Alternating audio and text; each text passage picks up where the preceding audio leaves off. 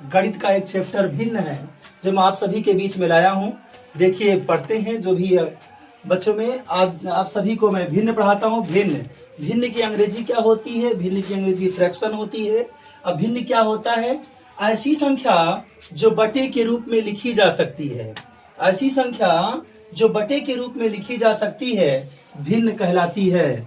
जैसे 1/2, 3/2, 4/6 आदि ऐसे बहुत से सारे अंक हैं जो हमारे भिन्न कहलाती है। अब आइए देखते हैं भिन्नों के प्रकार, यानी भिन्न के कितने प्रकार होते हैं। आइए हम सबसे पहले बताते हैं आपको समभिन्न। समभिन्न की अंग्रेजी क्या होती है? समभिन्न की अंग्रेजी होती है प्रॉपर फ्रैक्शन। अब प्रॉपर फ्रैक्शन है क्या? ऐसे भिन्न जिसका अंश छोटा हो, हर बड़ा हो, उसे समभिन्न कहते हैं। जैसे 3/8, 4/5, 1/2। इसमें आप देखते होंगे कि अंश हमारा छोटा है और हर हमारा क्या है? बड़ा है। ऐसे भिन्न को हम समभिन्न कहते हैं। अब आते हैं, देखते हैं विषम भिन्न। विषम अंश बड़ा हो, हर छोटा हो, उसे विषम भिन्न कहते हैं। जैसे 5/2, 3/2, 5/3, डैश डैश डैश। आप देखते होंगे इसमें अंश हमारा बड़ा है और हर छोटा है। गणित हमने अभी तक पढ़ाया आपको विषम भिन्न। विषम भिन्न के बाद हम आपको बताते हैं इकाई भिन्न।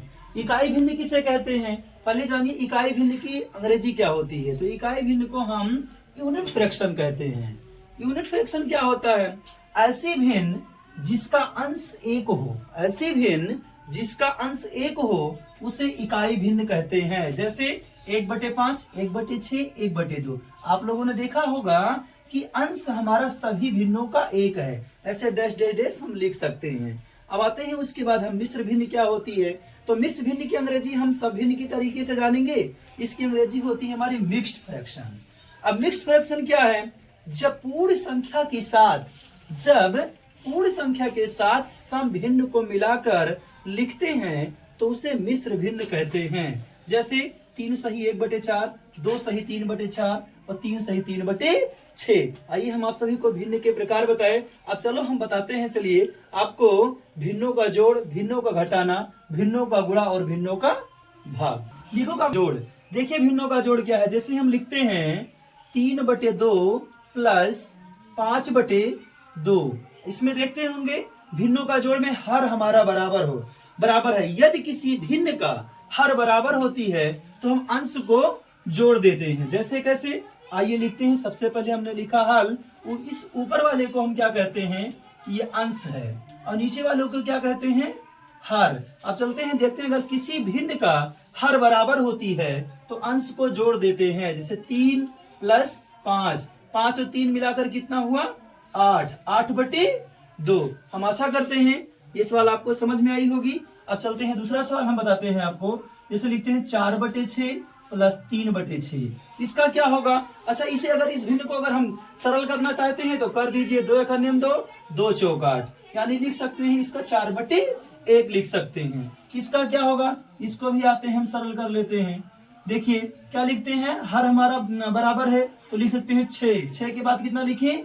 ऊपर क्या लिखे? 4। 4 + 3 क्या हो जाएगा? 4 और 3 क्या हो जाएगा? 7। 7/6। अब इसमें देखते होंगे ना 6 के पहाड़े में 7 आ रहा है, ना 7 के पहाड़े में 6 आ रहा है। यही मेरा क्या हो जाएगा? आंसर हो जाएगा। अब आइए देखते हैं हम भिन्नों का। देखते हैं अब हम पढ़ते हैं भिन्नों का घटाना क्या होता है। तो देखिए जैसे हम लिखते हैं 4/6 माइनस 1/6।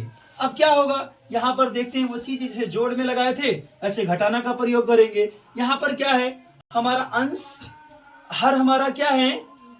समान है। तो हम क्या लिखेंगे? 6। 6 के बाद यहाँ ऊपर क्या लिखा है? 4। 4 - 1। अब क्या करेंगे? 4 में से अगर 1 घटाएंगे तो कितना बचेगा? 3। 3 क्या हो जाएगा? 6। अगर काटना चाहे तो काट दीजिए, वरना यहीं पर आंसर लिख दीजिए। काटेंगे तो कैसे? 3 का नियम 3, 3 दूनी 6 क्या हो जाएगा? 1/2। ये हमारा क्या हो गया? आंसर हो गया। चलिए एक सवाल और बता देते हैं। इससे क्या होगा? 5/2 प्लस क्या लिखते हैं? 6 माइनस 6/2, क्योंकि हम सीख रहे हैं भिन्नों का घटाना। आइए यहाँ पर भी हमने क्या लिखते हैं? हल। जैसे कैसे करेंगे?